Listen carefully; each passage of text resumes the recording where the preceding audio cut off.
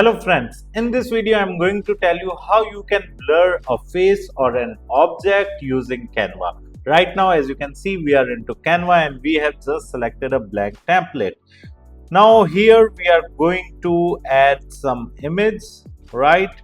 So in the photos I have clicked on see all and let's look for any photograph, right, where we want to add the blur effect, right?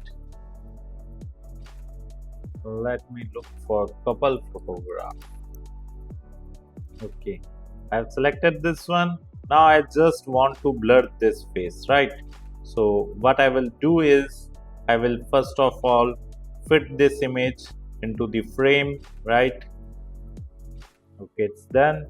Now what we are going to do is we are going to click on elements and here we will simply select a frame, the circle frame, right? And here again I'm just adding the image again, and now we are just putting this image into the frame.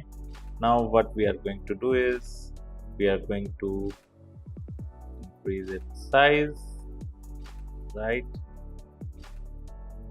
And what we are going to do is we are just going to edit this and then click on see all and then blur, and then intensity would be like this, and then we will simply click outside, and as you can see the face has been blurred. So how easy it is to blur any object using Canva.